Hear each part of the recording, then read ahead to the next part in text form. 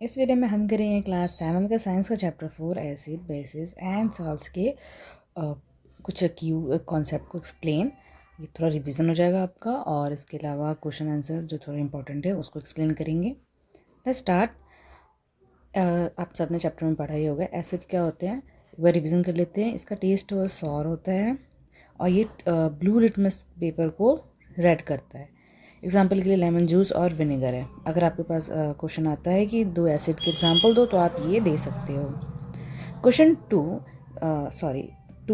Basis, ये इसका जो टेस्ट है वो बिटर होता है, थोड़ा सॉपी टू टच होता है, और ये रेड लिटमस पेपर को ब्लू करता है। एग्जाम्पल के लिए baking soda and shop. Indicators क्या होते हैं? Substance that change colour in the presence of acid और बेसिस, उसको हम इंडिकेटर कहते हैं। अब वो हमें ये शो करता है कि एसिड प्रेजेंट है कोई भी चीज़ में या फिर बेस है। एग्जाम्पल के लिए लिटमस पेपर या फिर टर्मरिक या फिर चाइना रोज, ये सारे इंडिकेटर्स हैं। ओके।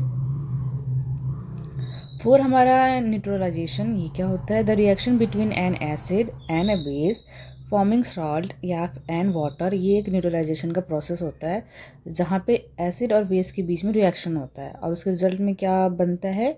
सॉल्ट या फिर और वाटर। तो ये चैप्टर का 4 है जो थोड़ा इंपॉर्टेंट है, आप उसको एक बार रिवाइज कर लेंगे। अब यहाँ पे हम कुछ क्वेश्चंस को देखते हैं। फर्स्ट है हमारा, what are acids and bases, give some example. जैसे मैंने आपको बताया ये इंपॉर्टेंट है, आ सकता है।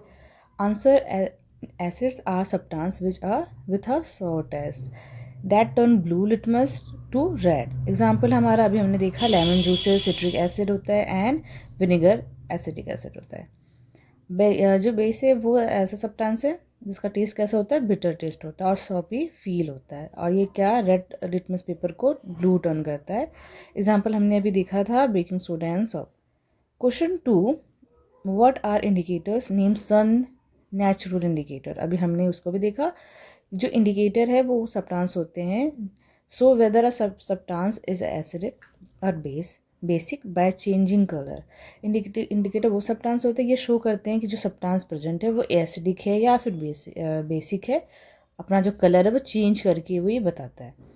हमारे पास कौन कौन से नेचुरल इंडिकेटर्स हैं, और ये है लिटमस फ्रॉम लीचेंस, टर्मरिक और चाइना रोज। ठीक है। Question 3, explain the process of neutralization with an example. अब इस प्रोसेस को हम समझते हैं ज़रा। ये ऐसा रिएक्शन है, अभी हमने इसको देखा भी। एसिड और बेस के बीच में ये रिएक्शन होता है where they cancel each other properties, जहाँ पे वो एक दूसरे की जो प्रॉपर्टीज़ है वो कैंसिल करता है। एसिड की है जो सॉर टेस्ट होता है, बेस का जो बिटर टेस्ट होता है, एक दूसरे को ये मतलब चेंज कैंसिल कर देती हैं। एग्जाम्पल के लिए, जब हम हाइड्रोक्लोरिक एसिड को रिएक्ट करते हैं सोडियम हाइड्रोक्साइड को, जो कि एक एसिड है, दूसरा हमारा बेस है, तो उसका रिजल्ट में क्या बनता है? It form sodium chloride NaCl, ठीक है, सॉल्ट और वाटर। अब इन दोनों को बिल्कुल इनकी जो प्रॉपर्टीज है वो चेंज हो गई और एक नया सब्सटेंस बना। ठीक है, तो इस प्रोसेस को हम न्यूट्रलाइजेशन कहते हैं। ये एग्जाम्पल के साथ आप इसको लर्न कर सकते हो, इम्पॉर्टेंट है बहुत। Question 4, why is antacid taken when you suffer from acidity. अब यहाँ पे हम जब हमारे स्टमक में बहुत एसिडिटी होती है, ये कॉज बाय हाइड्रोक्लोरिक एसिड। जब हमारे स्टमक में बहुत ज़्यादा हाइड्रोक्लोरिक एसिड बन जाता है तो हम एसिडिटी फील करते हैं। जब हम एंटासिड्स कंटेन जो कि बेसिस को कंटेन करता है, हम उसको लेते हैं तो हमारा जो स्टमक है वो न्यूट्रलाइज हो जाता है, और जो एक्सेस एसिड है वो उससे हमें रिलीफ मिलता है। इसलिए हम एंटासिड्स लेते हैं जब हम एसिडिटी से सफ़र कर रहे होते हैं। Question 5, what is the effect of an ant bite and how is it treated.